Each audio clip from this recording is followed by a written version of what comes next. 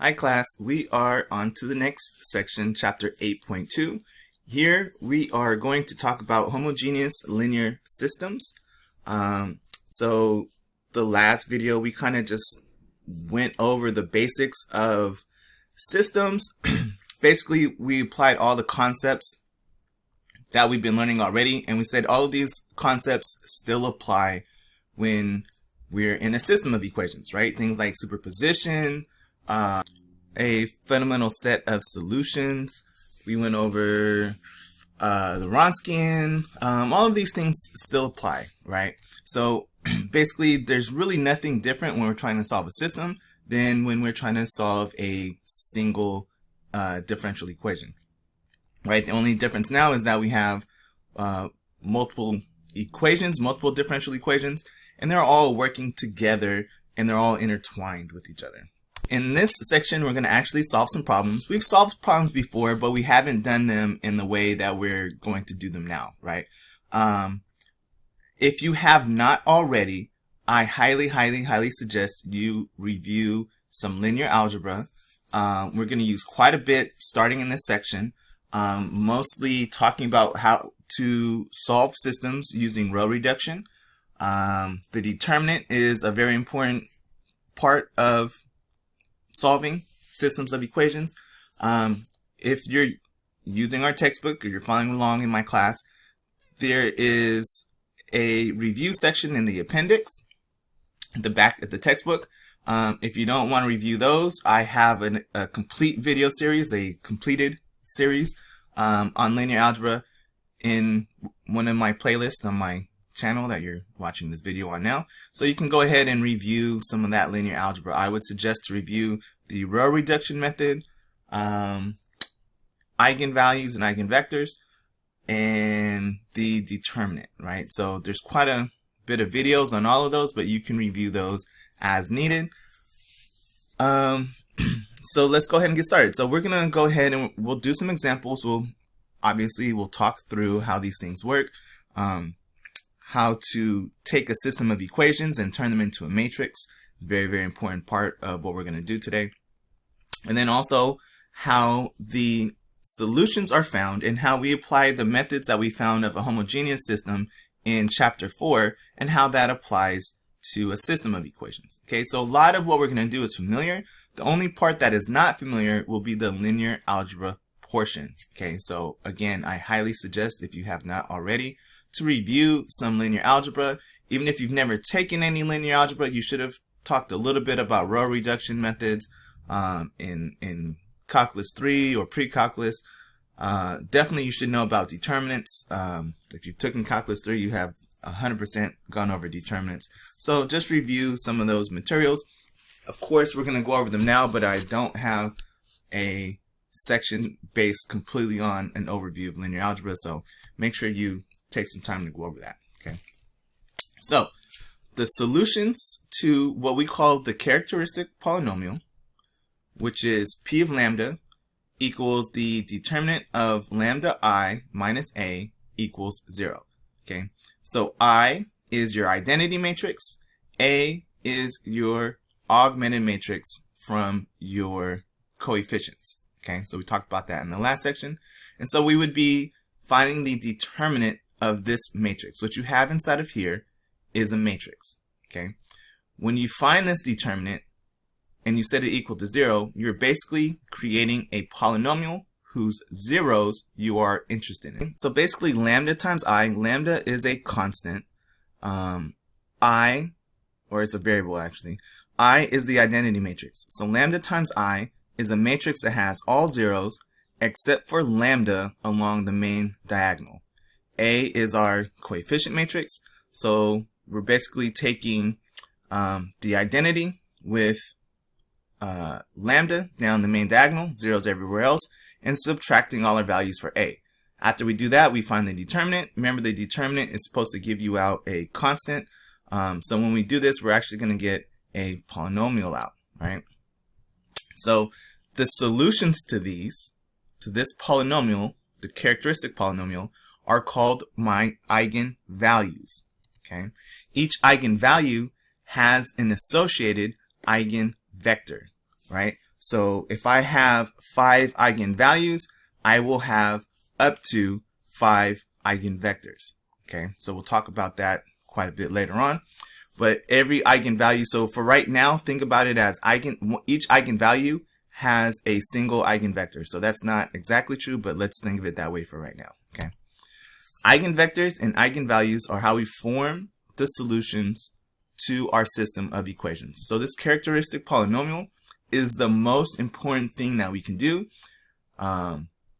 This is what determines my solutions, right? So I need to make sure I know how to find these.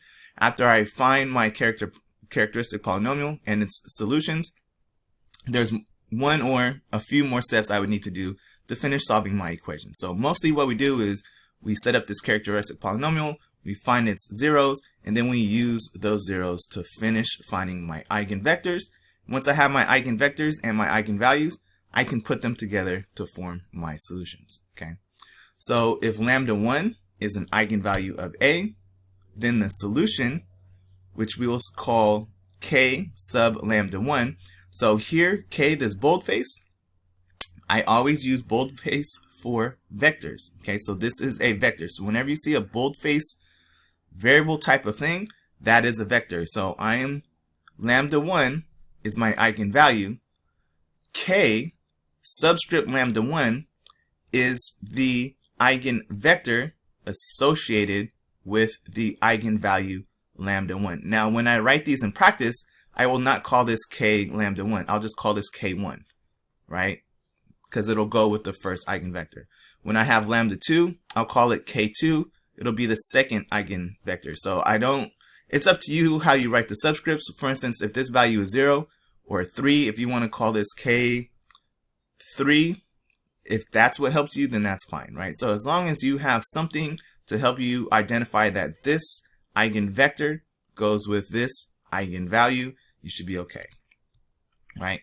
So this eigenvector is a solution to this problem, not to the determinant, but to this problem, okay? So if I have my eigenvalue times my identity matrix minus my augmented matrix times that eigenvector, I should get out the 0 vector, okay? So the eigenvector with its associated eigenvalue satisfies this equation. This equation is the same equation I used basically to find my characteristic polynomial, except this is a matrix equation, right? This is a matrix times a vector. So again, make sure you know how to multiply matrices together, how to multiply a matrix times a vector, because that is how you will want to check to see if your solutions are correct or not, okay? If A is an n by n matrix, then A will have n eigenvalues, okay? So the dimensions of my matrix help me to determine how many eigenvalues I will have, okay? So again, eigenvalues. So here's our first theorem, okay? So if lambda 1, lambda 2, up to lambda n are distinct real values, so they are real, they are not complex or imaginary, and they are all different, then x, right, my solution vector here, is equal to a linear combination of those eigenvectors, right, being multiplied times e raised to their eigenvalues. So this should look very, very familiar to you because this is how we found solutions in chapter 4 to homogeneous equations, right? My solution x was c1 times e to the root of my auxiliary equation, right? Plus c2 times e to the next auxiliary equation. So the only difference here is that I have a coefficient, right? Constant coefficient times my eigenvector times e to the associated eigenvalue, right? So I should say that different. E to the eigenvalue times its associated eigenvector, right? They're associated with each other, so it doesn't matter how I say it, honestly. And then we're just going to add those together, right, into a linear combination. I add each of those pieces together, and that is my solution. Generally, we keep them separated in this form, but you can sort of mesh them all together. We'll talk about that later once we start to solve some problems. Okay, so again, this is analogous to chapter 4.4, where we're talking about the roots to our auxiliary equation of differential equations of higher order. Okay, so this forms a general solution to my problem, which is x prime equals a times x. Again, so this is for a homogeneous equation, right? So you can see here there's no forcing function added at the end. Okay, so let's do an example. Okay, so we're basically going to go through this one at a time, right? So again, as I said, this is analogous to when we have a single higher order DE with distinct real roots to the auxiliary polynomial, right? So we'll do an example here. Then we'll look at the case when we have repeated roots. Okay, in this case, it won't be roots, right? But it'll be repeated eigenvalues. And then we'll look at the case when we have complex eigenvalues. So we're going to go through 3 solutions. Again, apologies, but this video is rather long because systems of equations can take a bit, especially if you guys aren't familiar with your linear algebra. So I'm going to walk through this first example rather slowly, or I'm going to pace myself, I should say, so that you're able to absorb. The good thing is it's on video, so you can pause it and rewind it, play it on half speed or quarter speed as you see fit. Okay, so what we want to do is we want to solve x prime equals -3, 2, 3, -2 times x. So again, a here, this is a, right? X prime equals ax. A is our coefficient matrix. Okay, these are the coefficients times my vector x. X, this is 2 by 2. So this vector x here is just x1 and x2. So if I wanted to write this all out as a single equation or 2 as a system, this would be x1 prime equals -3x 1 plus 2x2, right? And then this would be x2 prime equals 3x1 minus 2x2, right? So again, it's very important to know how to interpret this, or the other way, how to see a system of equations and then write it as the matrix form, right? So again, a vector equals a matrix times a vector. So if you have not reviewed your linear algebra one more time, make sure you go through and review some of that stuff, okay? So here, to make my characteristic polynomial, I'm going to take lambda I minus a, okay? So what this will look like is all the values in here will become negative. -3 turns to a +3. 2 is now negative. 3 is now negative. Negative is now positive, okay? Remember the identity. Lambda times the identity means I have zeros everywhere and lambda in the main diagonal. So when I subtract those, I will get here lambda only across the main diagonal. That's why it only shows up in the main diagonal. So I will get lambda minus -3. So I have lambda plus 3. I will get 0 minus 2, which is why I have -2. 0 minus 3, which is -3. And lambda minus -2. So I have lambda plus 2. Because remember, the identity is 1, 0, 0, 1, right? Times lambda gives me lambda, 0, 0, lambda. So when I do this inside matrix, this is what it looks like. Now I have to take the determinant of this. The determinant of a 2 by 2 matrix is very, very easy to do. When we get to 3 by 3 matrices or larger, it is not as easy to do. Again, you should be familiar with this because Calc 3 is prereq for DEs. So for 2 by 2s, I just multiply this diagonal and I subtract the secondary diagonal. So this is called the main diagonal here, right? So my characteristic polynomial will be lambda plus 3 times lambda plus 2 minus 6, right? Okay. So my eigenvalues are the zeros of this polynomial. So as it stands right now, hopefully you guys don't make any crazy mistakes trying to solve this, but I can't find the zeros in this form, right? I have to actually multiply this out. So when I multiply this out, I'll get lambda squared plus 5 lambda plus 6 minus 6. So this turns into lambda squared plus 5, right? Because the +6 and the -6 cancel. So I get lambda squared plus 5 lambda. Very easy to solve. You can factor out your lambda, so your zeros become 0 and -5. So my eigenvalues for this differential equation, right, for this system, are 0 and -5. Okay, so we can factor it out. The zeros are very easy to see here. Okay, so the first 0 I will call -5. So generally we'll do these in order from smallest to largest.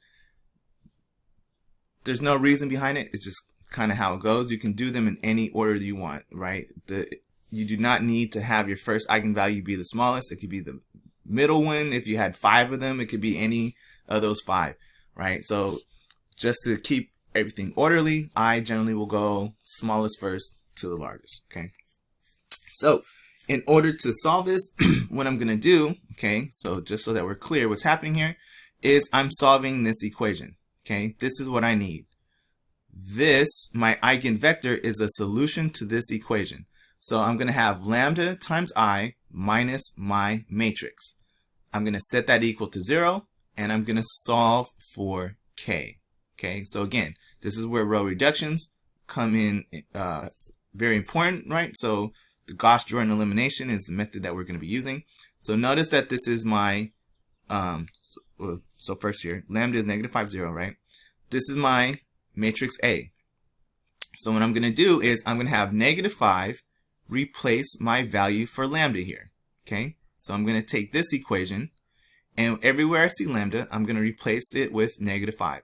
-5 plus 3 is -2. This is still -2, still -3. This will become -3. I will then set it equal to 0 and solve for the missing vector in between. So I should have -2, -2 equals 0. -3, -3 equals 0. Okay. So this is my vector form, or I'm sorry, my matrix form, my augmented form for solving Gauss-Jordan, using Gauss-Jordan eliminations. Now, this is not a linear algebra class, so you can use any form of solving that you want. You can use your calculator. There's something called reduced row echelon form on your calculator that you should be able to plug all of this stuff into in order to find your solution. Okay. If you're more comfortable with turning this into an actual equation to solve, you can do that too. Although standard method is to use linear algebra forms, right? So this is basically a system of standard equations. -2x minus 2y equals 0. -3x minus 3y equals 0, and you're just trying to solve for the x and y. I'm saying x and y, but it's really x1 and x2, right? So you can use the RREF function on your calculator after you have plugged this in. You can look up some videos on how to do that. I'm not going to go over that here. Again, I have an entire linear algebra series on how to do this stuff. And so when I reduce this down, I will get 1, 1, 0. Okay. So basically what this is saying is that x1 plus x2 equals 0. So I want to isolate my first variable. So I will subtract this to the other side of the equation. And I basically get 1 equals -1, or x1 equals -x2, right? That's what this implies to me. So in order to figure out what this looks like as a vector, this is not what my vector looks like. What I do is I choose a value for x2 because it's the one on the right side. So if x2 is 1, then x1 is -1, right? So that is my vector. x2 will be 1, 1 will be -1. So my vector here is going to be -1, 1. That is my first eigenvector. Okay, so generally I would just call this k sub 1. I'm trying to keep the notation easy for you guys in this first video. And so as we go, I'll get more and more comfortable in my standard notation that I tend to use, okay? But my first eigenvector that goes with -5 is -1, 1. So again, if x2 is 1, then x1 will be -1. And that's why I got -1, 1 here, okay? Even though that's what I have here. So I use my next one, so I do the same thing, okay? I'm going to plug in 0 everywhere I see lambda. So I'm going to have 3, -2, -3, 2, and I'm going to set that equal to 0 and solve it, right? So that's my my setup here. So when I solve this system, I will get my second eigenvector. Okay, so I use the reduced row echelon form, either doing that by hand, using a calculator. You can use an online solver at this point, but obviously if we're back into regular world, right? I'm making these videos during COVID. If we're back into regular world, you can't use an online resource, so make sure you're familiar with how to reduce these down, right? So I got 1, negative 2, 3 for my reduced row echelon form. So again, I want to isolate this variable on one side, so I'm going to move this over. That will give me x1 equals 2/3 x2.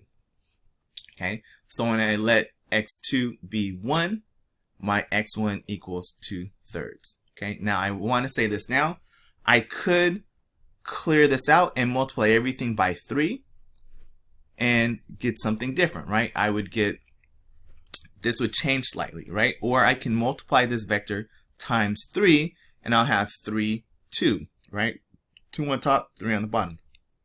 So any constant multiple of this vector will work, okay? I don't want to get into that right now. That's more of a linear algebra thing and the way that things work with linear combinations and things like that. It'll just change my answer slightly, which it will still be the same answer. It'll just change the way that it looks, okay? Value-wise, it'll still be the same. What would happen here is that one of these coefficients, let's say this was 4, if I decided to multiply this by a constant multiple to make them not be fractions anymore, that would just change this to like 12 or something, right? It would just change the value of the constant in front, but if I were to multiply it all through, it'd still give me the same value. So my advice is don't be too fancy. Don't try to clear out your fractions. Just leave your fractions there, because once we have these things, right, the eigenvalues and the eigenvectors, we're ready to form our solution. So there's not really any reason to clear out the fractions and multiply this by a constant, other than just to give yourself extra work, honestly, right? Okay, so putting these together, our solution vector is some constant multiple of -1, 1 times e to the negative 5t, okay, plus some constant multiple of 2/3 e times e to the 0, right? E to the 0t is just 1, so it's a vector of constants. Now, I don't know what C1 and C2 are. As we saw in the last video, we do have IVPs for system of equations. So if I had an IVP, if I had an initial condition, then I could use that initial condition to then solve for C1 and C2, right? Which again requires even more linear algebra, more reduced row echelon form type stuff. So the main thing that you should get familiar with is how to reduce these types of matrices, right? So putting these equations into matrices and reducing them. So again, here we go. So as a note, if we were to have an initial condition of my initial vector at 0 being 5, 15, we would get this as our setup, right? So I still have 2, 3, C2, so that's just my first equation. So negative C1 times e to the negative 5, right? So I'm just going along the first entries, 2/3 C2, right? Negative C1 equaling 5. And my second equation would be me going along the bottoms here, right? So I got C1 e negative 5t, but my t is 0, and then just a single C2, I'm sorry, equaling 15. I would simplify this down, so that would give me negative C1 plus 2/3 C2 equals 5, C1 plus C2 equals 15, right? So I can simplify that into a matrix. These are for my C1s, this is for my C2s, and these are my constants, okay? So putting this into an augmented matrix, right? Because remember, e to the 0 just goes to 1.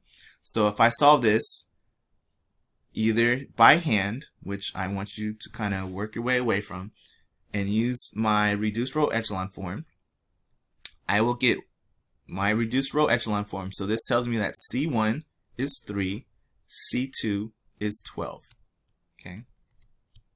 And so I can then, and this is only when this is my initial condition, I can write this as my answer. So if you have an initial condition, this is how you apply it. You solve for your general solution just like normal, and you apply your initial condition at the end just like we normally would, right? So I have 3, negative 1, 1, e to negative 5, 2, and my C2 is now 12.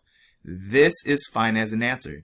You do not have to write this out as a new system of equations. I do not need to write it as negative 3 e to negative 5t plus, this should give me 8, right? And I don't need to write for my second equation x2 as 3e to negative 5t times 12. You can, but it's, again, more work for you to multiply this out.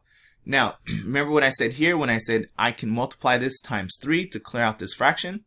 If I did that down here, I would get a different value for C2 because or C1. One of these would be different. They would actually both be different, okay? However, once I multiply them out, I would still get negative 3e to negative 5t and 8.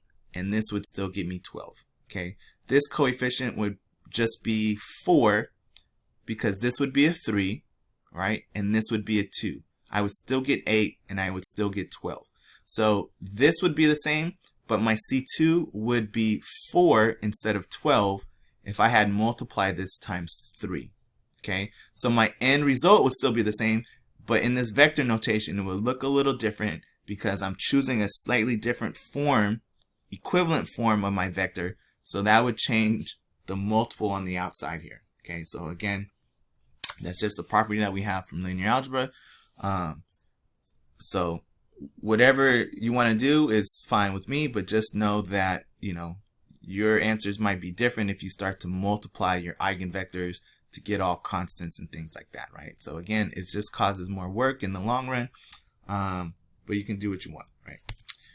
So again, if I were to multiply this 12 out, I would still get out, again, like I said, the same answer, okay? So if you had multiplied this times 3 at the beginning, you would have gotten 3 and 4, and then when you multiply this out, you would have still gotten this as your solution, okay? So something like this would make sense for you guys to multiply out because it's nothing but constants here, okay? All right, so again, here I'm just doing the same thing. If for lambda 2, we use 2, 3, okay? And I gotta fix this. This should be lambda 2, not lambda 1. Apologies. All right, so instead of 2, 3, 1, again, if I had cleared out this fraction by multiplying times 2, or times 3, I'm sorry, I would have gotten this. And we would get different values for C1 and C2, but our end result for that X solution would be the same, okay? Okay, so if we talk a little bit about the geometry of what's actually happening here, basically what's happening is we're transforming the space that we're working in, okay? And this transformation is like a change of basis, right? Which probably means nothing to you now unless you've taken linear algebra. So basically what's happening is I'm changing my standard XY axes to a new axis, and these new axes are formed by the eigenvectors that I have, okay? So the way that I'm viewing my world is changing basically in terms of this R2 space that I'm in, right? So my X and Y now changes from having X and Y as the standard axes that I use to measure everything to X1 and X2. Those, or let's call them the K. So the K lambda 1 and the K lambda 2 vectors now become my new axes. So everything is kind of the same, but my space sort of shifts, okay? So depending on the values of my eigenvectors for the new axes that I have, it turns my origin into either an attractor or a repeller. I basically am forming a phase plane, right? And the phase plane has a new axis given by those eigenvectors, okay? So if my eigenvectors, my eigenvalues are both negative, my origin is an attractor. It's pulling everything in, right? If they're both positive, then it's going to be a repeller, okay? So there's a nice picture in your book for this. You can check it out. I decided not to put it here because we're not going to talk about it in this class too much. There is a complete section on phase planes on section 10 when we talk about autonomous systems. For this semester that I'm making these videos, I'm not going over that, so you don't need to know too much more than this about phase planes, right? So what we are going to get into, more so than the book does, is multiplicity. Okay, we have two types of multiplicity. We have algebraic multiplicity and geometric multiplicity, and both of those are important. Okay, so let's start off with algebraic multiplicity. Basically, what this means is that you have repeated eigenvalues. Okay, so if lambda I, so it could be any one, right? It's not a single one. If it's repeated, if it's a repeated root of your characteristic polynomial m times, okay, then you have algebraic multiplicity of m. Okay, so an example is, say that my characteristic polynomial is lambda minus 1 squared times lambda plus 2 cubed. My root lambda equals 1 has algebraic multiplicity of 2. My root lambda equals negative 2 has algebraic multiplicity of 3, right? So this you should have learned in pre-calculus, not with characteristic polynomials, but just about the multiplicity of your solutions, right, of your roots. So if this is the way it goes, then lambda, I don't know why it looks like this, sorry guys. If lambda equals 1, then lambda equals 1 has algebraic multiplicity 2. It's because I'm listing it. Lambda equals negative 2 has algebraic multiplicity 3. Okay, so I'm just listing it here. That's why I didn't write it as a sentence. Threw myself off there. Geometric multiplicity is different. Okay, these roots have to do with algebra. Okay, the associated eigenvectors become new axes, so this has to do with the geometry of the system. Okay, so remember, eigenvalues have associated eigenvectors, so my geometric multiplicity has to do with the number of eigenvectors that come from a eigenvalue that has algebraic multiplicity. Okay, so the algebraic and geometric multiplicities are related to each other. It's a shorter way of saying that. An eigenvalue of multiplicity m, okay, will have up to m linearly independent eigenvectors. So this eigenvalue here, which has algebraic multiplicity 3, it can have only one eigenvector, or it could have 2, or it could have 3. It basically generates an eigenvector, right? So it can generate up to 3 linearly independent eigenvectors, and the amount of eigenvectors it generates is dependent on what the system looks like. Okay, what this matrix equation looks like, right? So depending on what this looks like will depend on how many linearly independent vectors it generates. Now we will talk about, so for instance, remember what I said, if I have an n by n system, I'll have n eigenvectors, and I need to create n eigenvalues. So if I only have an geometric multiplicity of 1 for this one, and I can't create 2 more linearly independent vectors, there is a way for me to get all of the vectors that I need, and we'll talk about that in the later section, but that is one of the things that we're going to work on. Okay, actually we might talk about it here. We'll see. So we'll talk about that. Okay, so if my algebraic multiplicity equals my geometric multiplicity, then I have lambda 1 equals lambda 2 equals up to lambda m, right? So for instance, in this case, I would have 3 eigenvectors being equal to each other. This is what my solution would look like. Okay, it would give me 3 linearly independent eigenvectors for this one, right? If my geometric multiplicity equals my algebraic multiplicity, right? That's the best case scenario. Okay, this is the best case scenario when I have basically repeated roots, right? Repeated equal roots. Algebraic and geometric multiplicities being equal is the best case scenario. It's the easiest to work with. Okay, When they're not equal, it's quite a bit more work for me because I have to do a little bit of fancy stuff to find some linearly independent eigenvectors to fill up the rest of that multiplicity, okay? And that's what we're going to talk about next, and we'll have an example of kind of both cases here. Okay? So again, just a note here, I have linearly independent vectors, so there's nothing crazy for me to do here, right? Now, if my algebraic multiplicity is larger than my geometric multiplicity, okay, and my geometric multiplicity equals 1, then we can do something. So we're not going to go into the case where my geometric multiplicity is 2, for instance, and my algebraic multiplicity is 3, right? So the case where I have 3 equal roots, but I can find 2 linearly independent vectors, and I just need one more, we're not going to go into that. We're just going to say we're going to only cover when I have one vector, but I have 3 repeated roots, for instance. That would be something that we cover, and then how to find the rest of the vectors that I need. Okay, so right now, this is what we'll go over, right?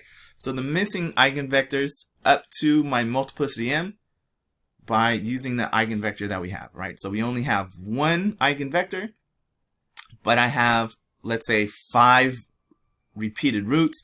How do I find the rest of those eigenvectors that I need in order to have my n eigenvectors, right? So again, just to review, okay, here, if A is an n by n matrix, we will have n eigenvalues. It would be, ideally, we want to have n eigenvectors as well. Okay, so right now what's going on is that I have n eigenvectors, even though some of them are repeated, that's fine. But I'm not able to find enough vectors to go with each of the eigenvalues that I have, right? So here, when the number of eigenvalues, or I'm sorry, when the number of eigenvectors that I can create is equal to the number of repeated roots that I have, I'm cool, right? There's no problem. So when my eigenvector that I can create is only 1, but I still have a bunch more repeated roots, right? How do I find eigenvectors to go with those other repeated roots? So that's what we're going to go over now. So I would start off with the one eigenvector that I do have, and I would set up my equation just like I normally do, right? So I'll take that eigenvalue, I'll find my eigenvector that I need by solving that equation, okay? That is going to give me what I'm going to call x1. Again, it's boldface, so it's a vector, okay? And my solution will have this form. Notice I'm not multiplying it by a constant coefficient, okay? I will find my next vector that I need, right, to start filling up those missing repeated roots that don't have eigenvectors associated with them. So I will find that by setting up the equation, and instead of setting my equation equal to 0, I'll set it equal to the values that are inside of my eigenvector from the first one. I'll solve that, and I will get a solution x2, okay? So notice what happens here is we're looking at it very similar to when we're solving a single non-homogeneous equation, right? Where we have, no. It's very similar to a homogeneous equation with repeated roots. So what we're doing is we're multiplying by a factor of t in our linear combination to keep things from being linearly dependent, okay? So it's more so than just multiplying by t. The next one is not just by t squared and then t cubed. There's a little bit more order to it than that, okay? So in order to find the next one, if there is a next one, I will set it equal to k2, right? The same equation, set it equal to k2 with that repeated root that's in there. Solve for this k3, okay?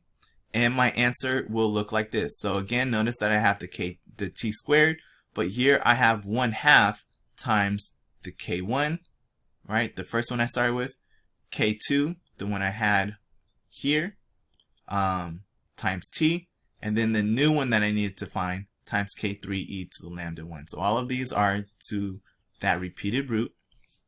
Okay, and notice how this is changing. So I have k1.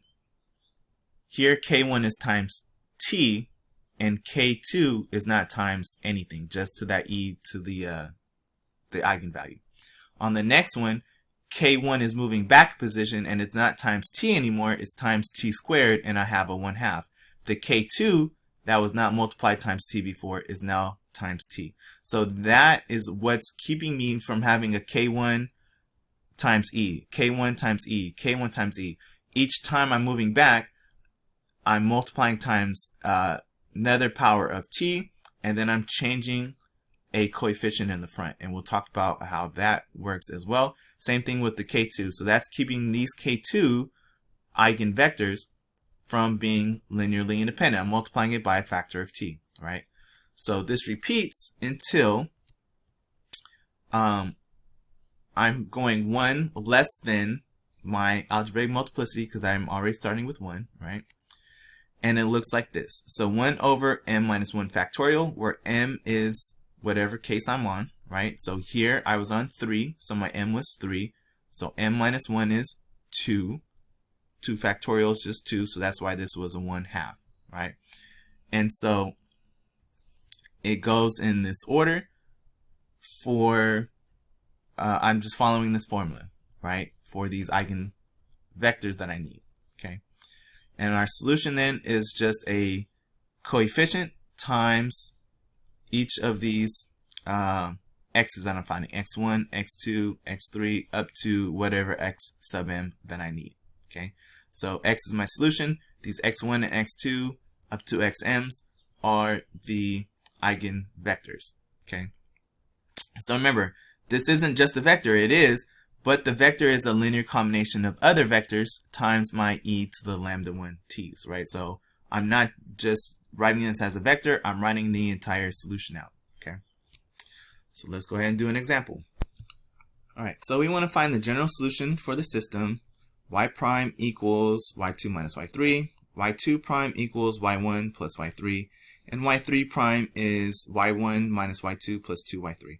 So unlike the first example where it was already given in matrix form, we have this now as a system of equations. We need to put it into our matrix form, and then we can start to find our eigenvalues using the characteristic polynomial, and then trying to find the eigenvector. So obviously we're going to have some repeated roots here, and then we'll figure out if we're in case 1 here, where my algebraic multiplicity equals the geometric multiplicity, the easy case, or if we're in case 2 here, where we have to kind of do a little fidangling and use this formula in order to find all of my eigenvector solutions. Okay, so we're going to take this, we're going to write as an augmented matrix, so this will be y prime equals, so 0, 1, negative 1, 1, 0, 1, 1, negative 1, 2 as my augmented matrix times the vector y, where vector y is y1, y2, y3. Okay, so that's my augmented matrix, and y1, y2, y3, right? So if you do, so again, if you don't know how to multiply matrices and vectors, I would take this row times this row, and that would give me 0 for y1, a y2 minus a y3, right? So it's basically the dot product of this row times this column, this row times this column for the second one, this row times this column for the third one, okay? So y1, negative y2, plus 2y3. Okay, so this is going to equal my y prime vector, right? So I have a y equals y prime. Normally we had it on the other side. It doesn't matter because this is what's important to us right now. Okay, so my characteristic polynomial is going to be lambda times I minus this a, okay, and then taking the determinant of that.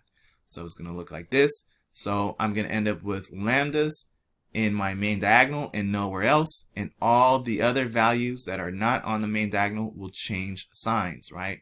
1, 1, and -1, they all change sign here, right? This below the main diagonal, they all change signs.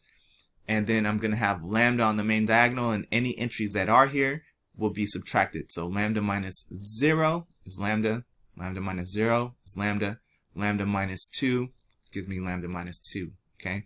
So I'm going to find my characteristic polynomial here by finding this determinant. There are several ways of finding the determinant of a 3×3 matrix.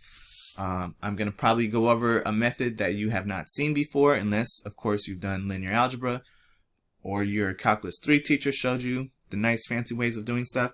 So you can do this by cofactor expansion, starting here, eliminating this row and this row, and finding the 2×2 determinant, then going to the next entry, using that cofactor expansion method and going down a column or row. Here I use something a little different. I write each column, and I repeat it twice, okay? So the first 3 is this matrix, and then I repeat the first 2, right? So if this is column 1, column 2, column 3, column 1, column 2, column 3, column 1, column 2, okay? And the way that this works is you can multiply across the diagonals, okay, and add them together and subtract them from multiplying across the other diagonals. It's a nice little trick. I've heard it called the basket method, although I don't know why it's called the basket method, but it's a method that I tend to use for 3×3 matrices. If you want to see a better breakdown, again, go to the determinant section of my linear algebra video series. So the first part is going to be lambda times lambda minus 2, okay, which gives me lambda squared times lambda minus 2, okay. I'm going to go -1 times -1 times -1, which is going to give me -1, so I add a -1. Here I got 1 times -1 times 1, which is -1, so I add the second -1.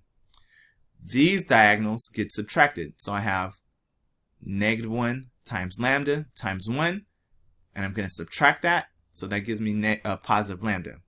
Same thing here, I have a negative lambda when I multiply these 3 across, and I'm going to subtract that, so I get a minus lambda, or plus lambda.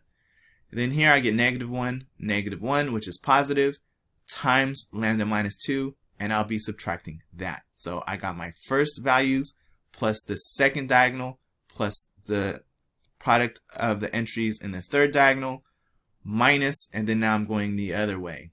Okay, so that's the, if I could do this and actually draw arrows using the program I use to create these videos, I would, but I talked you through it. Maybe you have to rewind that to see what I did again, but it's this diagonal, right? Then I'm going to add to it the product of the entries in this diagonal.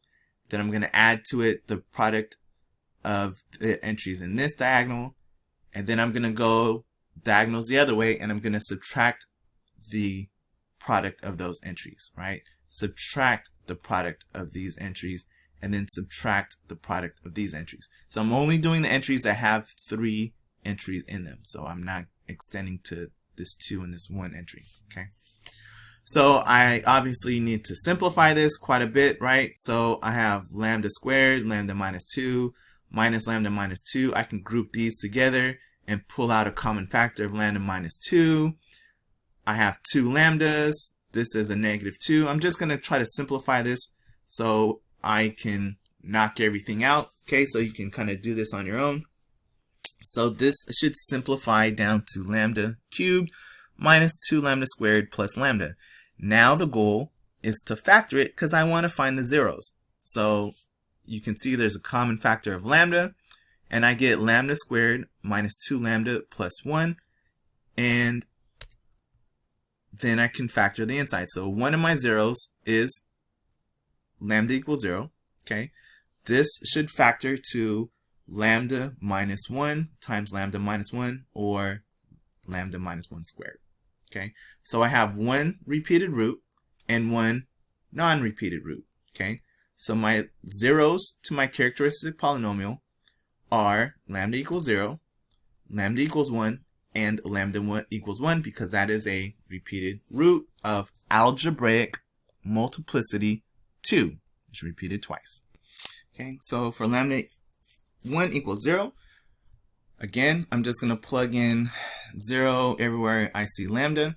So I'm basically going to end up with this same thing, but then I'm going to set it equal to 0, right? So, okay, because my lambda is 0, it's not adding any information here.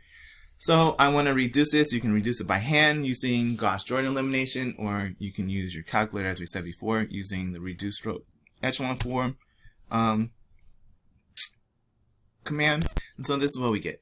So remember, the goal is to keep these here and then move these to the other side. So this is basically telling me that x equals negative 1 x3 and that x2 equals equals 1 x3, because I'm going to move this to the other side. I'm going to move these entries over, right? And that's the equation. This is basically, so let's backtrack a little bit. x1 plus x3 is 0.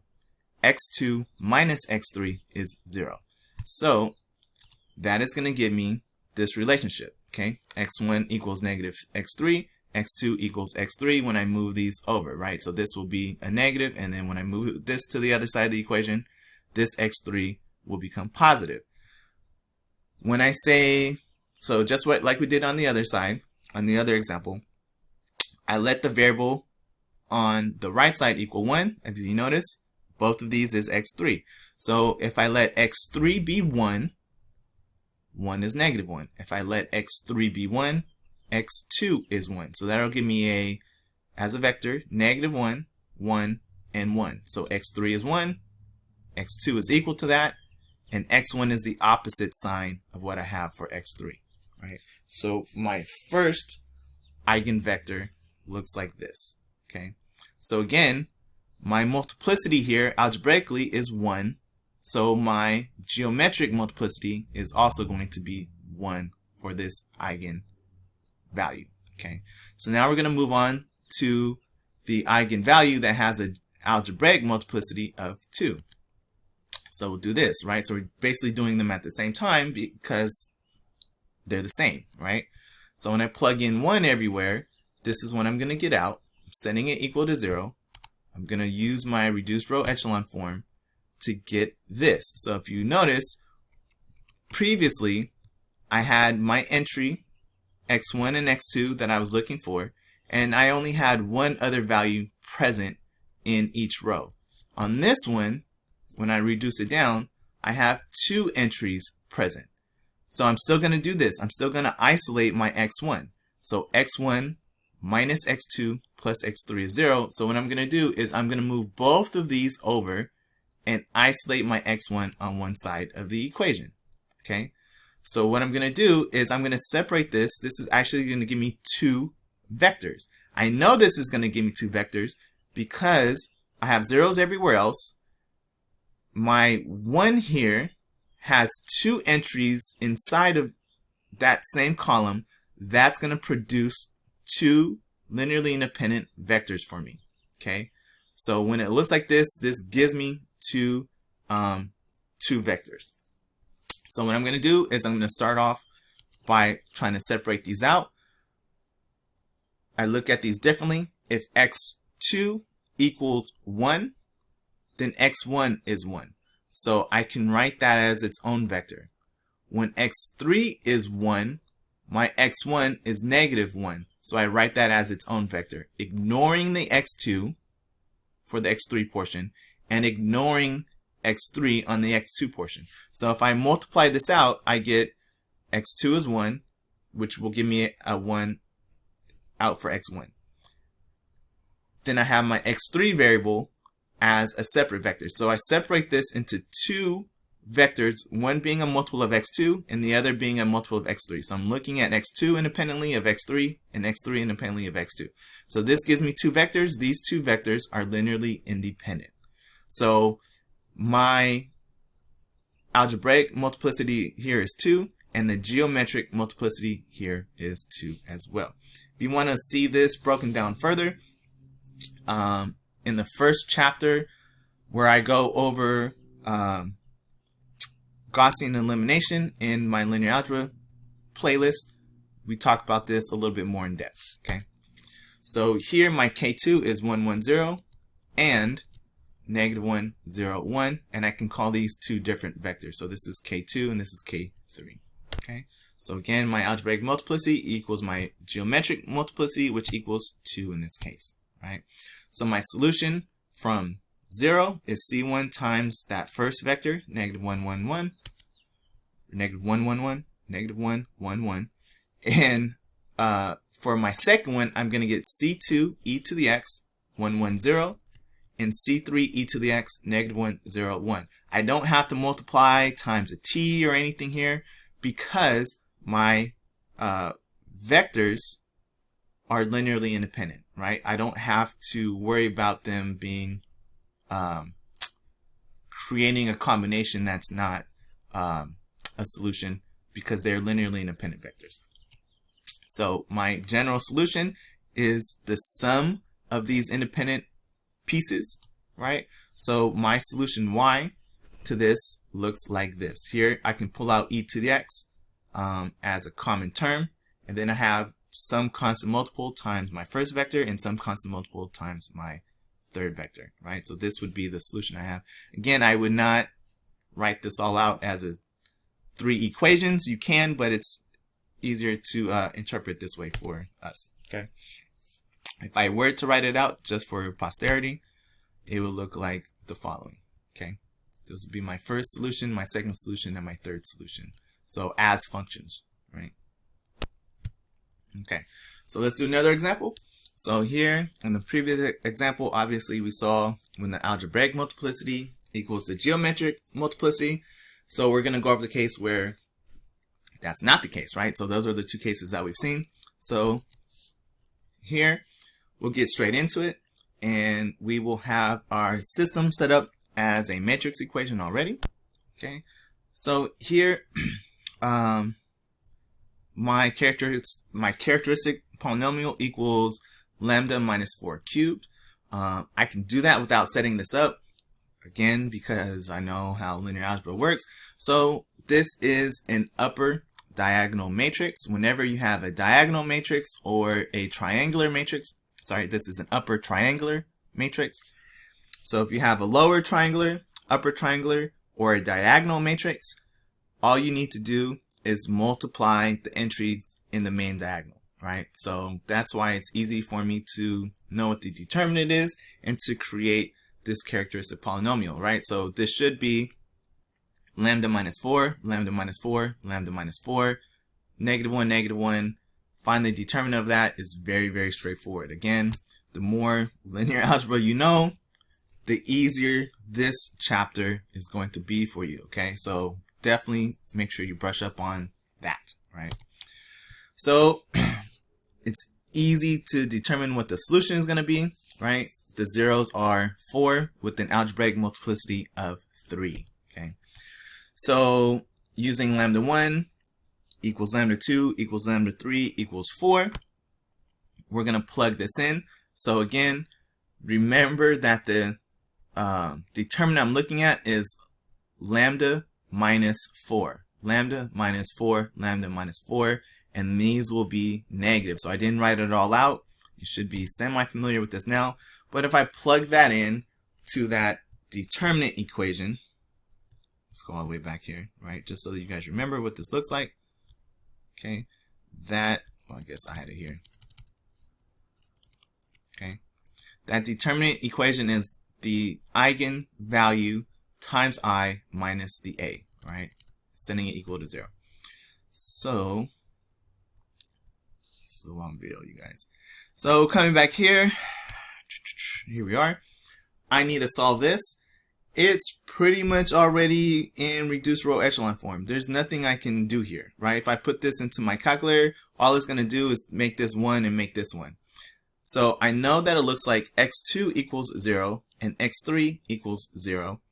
So it's like, well, what should I do here, right? So basically what's going to happen is we're going to have a free variable, and the rest of these are going to actually be 0, right? So x2 is 0, x3 is 0. I don't have anything for x1. So since there's nothing here for x1, it's a free variable, right? So when I have a free variable, I just call it 1, right? Because again, remember what I talked about? We can have a constant multiple of any vector. So if I made this 3, that's just me taking the 1, 0, 0 vector and multiplying it by 3. So I always just use 1 when I have a free variable. That's actually what was happening here for the previous example. Okay, I had a free variable because x1 was equal to a combination of 2 other variables. So one of those was what we call a free variable, and we always let the largest variable be that free variable, right? So x3 was free, x1 equals x2, and so I get to separate this into the variable it equals and the free variable case. So here I have one free variable, so I can write this as 1, 0, 0. Okay, so or the first elementary vector is what we call this in linear algebra. So I have an algebraic multiplicity of 3. However, my geometric multiplicity is 1. This is repeated 3 times, but it only created a single eigenvector. So now I'm in that second case, and I need to figure out how to solve this, right? So what I do is the same thing I did before. I'm going to take this vector, and I'm going to set it in place of this 0 vector that I normally use, and I'm going to solve my system again. And I'm going to do that 2 times so I can generate the next 2 vectors that I need in order to have a full set of eigenvectors. Okay, so setting this up, it's the same thing. I'm putting it equal to my 1, 0, 0. Okay, so again, I'm plugging in 4 for my eigenvalue into that lambda I minus a, and I'm setting it equal to my first eigenvector that I found. Okay, I reduce this down. There's nothing to reduce. It tells me that negative x2 equals 1 and x3 equals 0, and there's no entry for x1, so that is also 0, right? So I basically have that x2 equals negative 1. Okay, 0, negative 1, 0. All right. So for my next K3 that I want to find, I'm going to do the same thing. I'm going to set this equal to this K2 and solve for that. There's no use in using reduced row echelon form. x3 equals 1, x2 equals 0. There's no x1 here, so x1 is 0. Okay, so x3 is, this gives me this value here. Okay, and so those are my 3 vectors. So C1 is 1, 0, 0, e to the 4t, plus C2, 1, 0, 0, t e to the 4t. Remember K1 times t to keep it from being the exact same as this one. Okay, plus my K2, e to the 4t, times that same constant, plus C3, and then I'm just doing the same thing. Okay, so I'll come right back to that real fast, but let's look at my formula just so we're on the same page. Okay, all right, so remember my final answer here, the C1 is times the entire x1, C2 times the entire x2. Okay, these 2, C3 times the 3 vectors being combined in this form. Okay, so that constant multiple, that constant coefficient, is on the outside of first 1, then 2, then 3, then 4, then 5 vectors in linear combination. Okay, all right, so that was the last one. Okay, so coming back to where we were, so C1 times just the first one, C2 times the linear combination of the first 2, and then C3 times the linear combination of the next K3, right? So the first one, the second one, the third one. And remember, at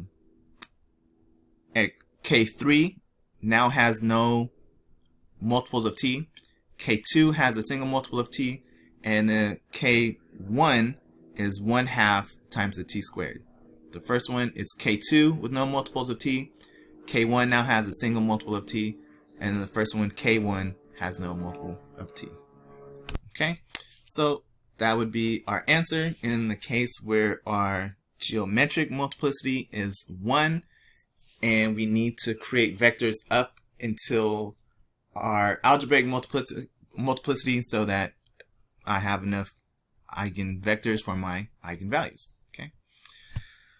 So the last case that we have is the case of complex eigenvalues. Okay. This is a little bit easier than the repeated roots, but it's still semi-difficult. I think the solving for the reduced row echelon form is more difficult. A lot of times your calculators will not be able to do this for you, and you'll have to do it by hand. So you'll have to do a lot of division of complex numbers and adding complex numbers and multiplying complex numbers, and that can get tricky for people because it's a lot of arithmetic, right? So if my root is alpha plus beta I, it's complex, right? Then that means that there is a secondary root that is attached to it that is a complex conjugate. So we saw this from chapter 4 already, right? We know that complex roots come in pairs, and that radical roots come in pairs also, right? Because you're solving a polynomial, is just how it works. So our associated eigenvector, k of lambda, can be separated into its real parts and its imaginary parts. So for these, I don't need to concern myself with both eigenvalues. I only really need one. Generally, we take the positive one, and I just need the alpha value and the beta value in order to start to form my solutions. Okay, so we'll take the real part and we'll separate it into its imaginary part as well. Right? So we're gonna use the Mobs Theorem or Euler's form, whichever way you want to think of it as, and we're gonna write our eigenvector as our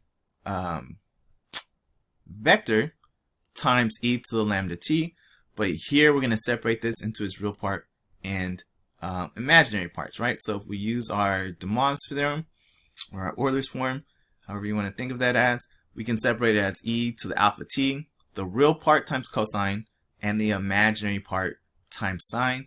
The beta is inside, forming a product with our variable t here.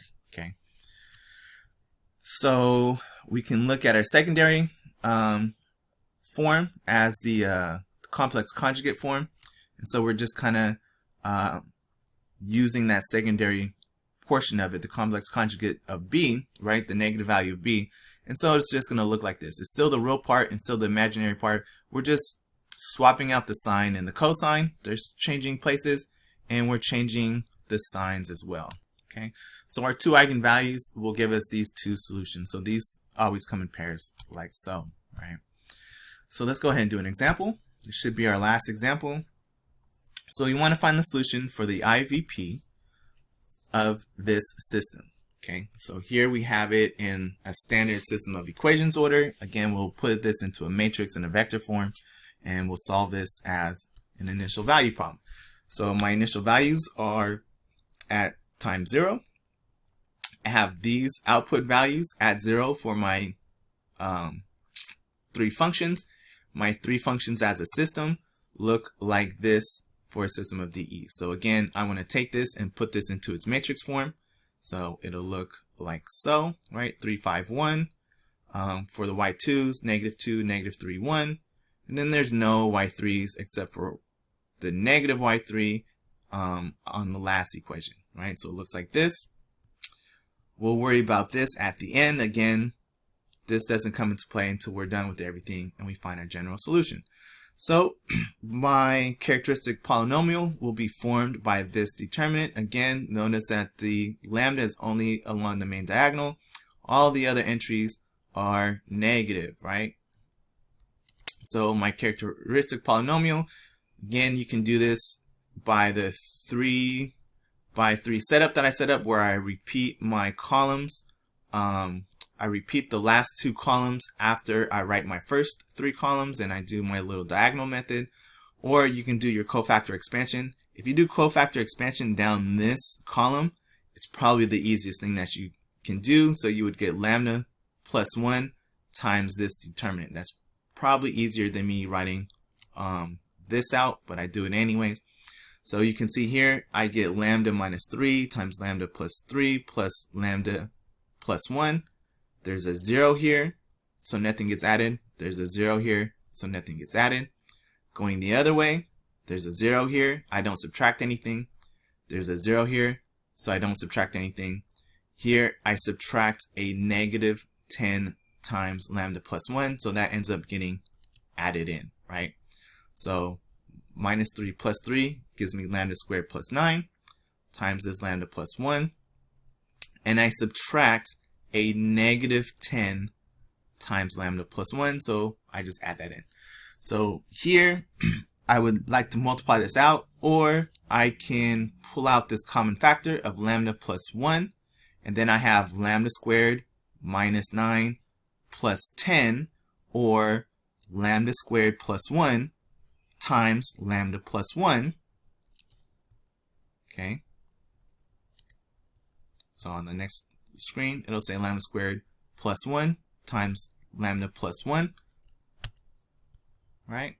So I have a 0 of lambda minus 1, and then here I have a complex root of plus or minus 1.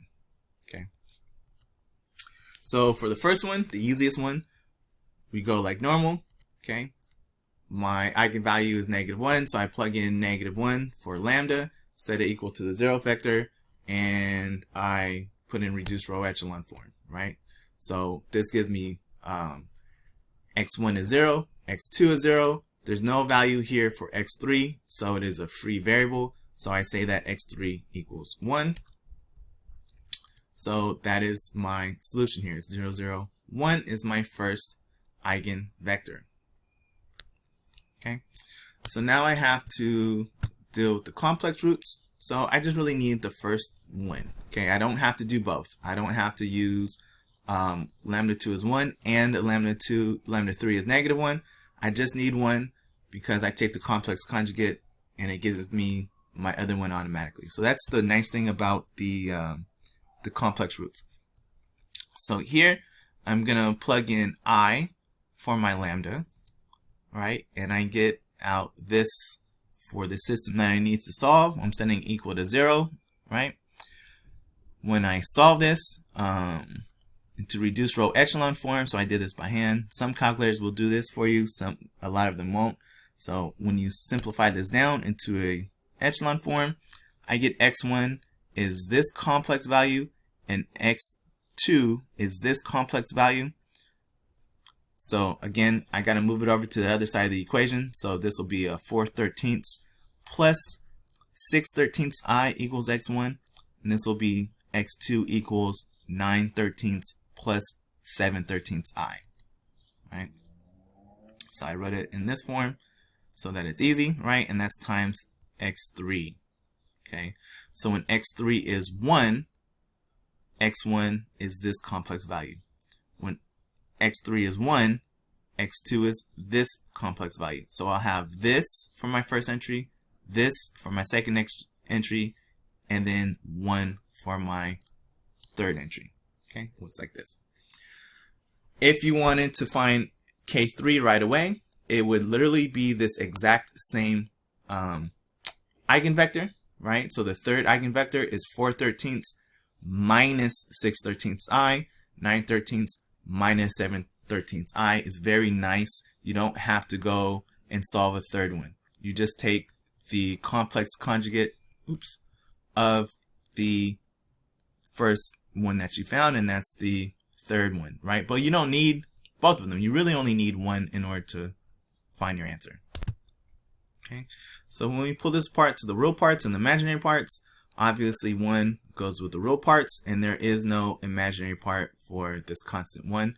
So you have 4/13, 9/13, 1 for the real portion, 6/13, 7/13, and 0 for the imaginary parts.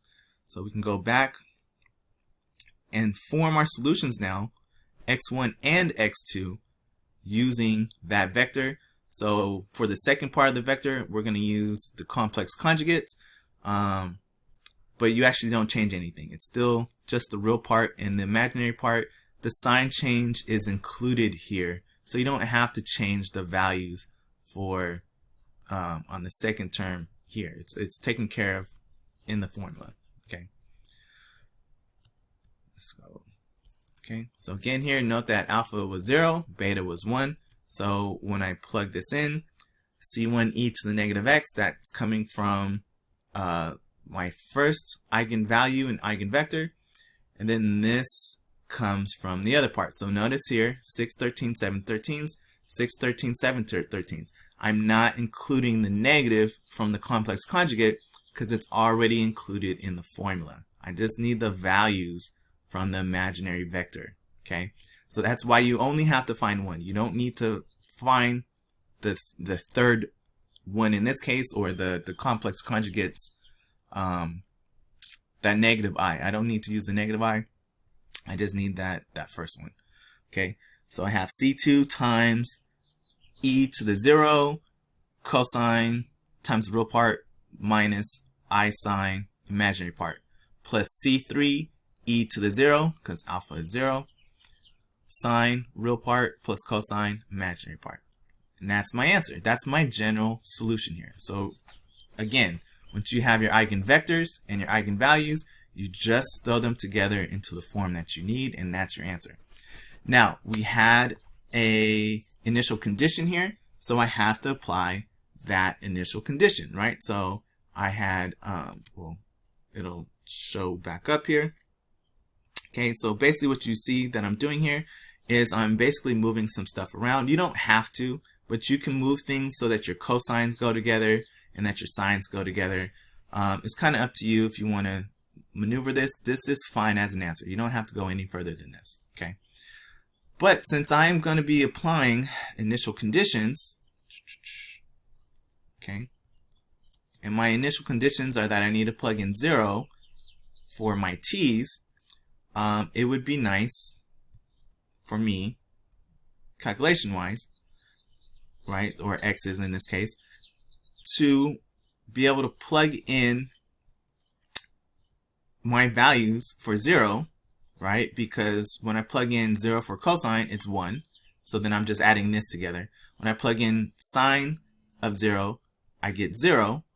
So then this goes away. That's easier for me than to plug it in here, right? If I was to plug in here, I got to plug it in 1. This will be 0. This will be 0. And this will be 1. And then I got to add these together anyways.